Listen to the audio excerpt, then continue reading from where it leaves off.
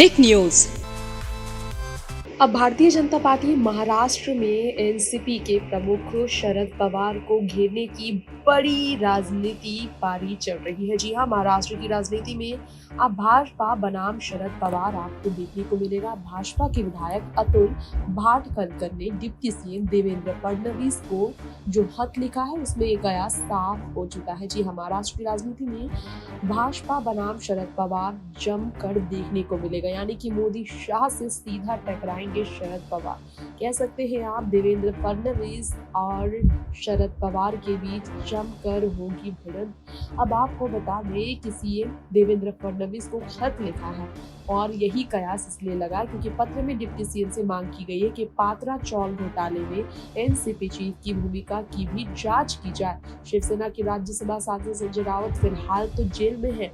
ED ने उन्हें गिरफ्तार कर जेल भेज दिया है, लेकिन तमाम कोशिशों के बावजूद जो उन्हें जमानत नहीं मिली है, इसके पीछे कारण कहीं ना कहीं सच्चाई है जो उनसे जुड़ी हुई है।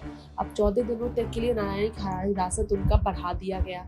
अब क्या जेल भेजने की तैयारी जो रही है शरद पवार को लेकर भी, यानी कि भाजपा सरकार, मोदी सरकार जो है पूरी तरह से एनसीपी प्रमुख शरद पवार को भी गिरफ्तार कर जेल भिजवाने की तैयारी में है। अतुल भाटकलकर ने पात्रा चौल घोटाले में शरद पवार पर आरोप भी लगाया और कहा उन्हें इसका रिंग मास्टर करार देते हुए कि उन्हें सब पता था। मराठी में लिखे पत्र में उन्होंने लिखा, मराठी लोगों को बेघर करने वाला पात्रा चौल घोटाले में गुरु आशीष कंस्ट्रक्शन कंपनी को काम देने के लिए संजय राउत ने तत्कालीन केंद्रीय कृषि मंत्री शरद पवार की मौजूदगी में बैठक की थी। इस बैठक में तत्कालीन मुख्यमंत्री भी मौजूद थे। तो मराठी लोगों को बेदखल करने की साजिश में राकंपा और कांग्रेस का संजय राउत और शिवसेना से क्या संबंध था?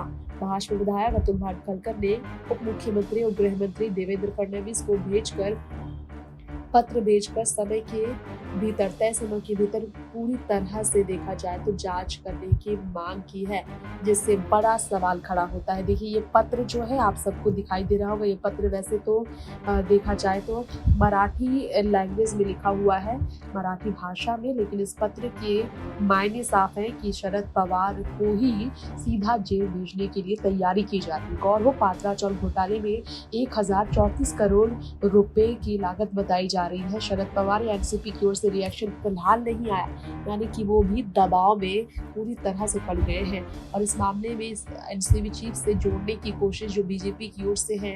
यहाँ पर देखा जाए तो महाराष्ट्र शहरी विकास प्राधिकरण भले ही स्वायत्त संस्था हो, लेकिन अधिकारी बाहरी ताकतों के दबाव में थे। भाजपा विधायक ने ये कहा है और आरोप लगाए कि इस जगह का कुछ हिस्सा निजी डेवलपर्स को बेच दिया गया था, जो कि चौल को विकसित करने का जिम्मा प्रवीण राउत की गुरु आशीष कंस्ट्रक्शन कंपनी को दिया गया था। टिक न्यूज से तृप्ति रिपोर्ट।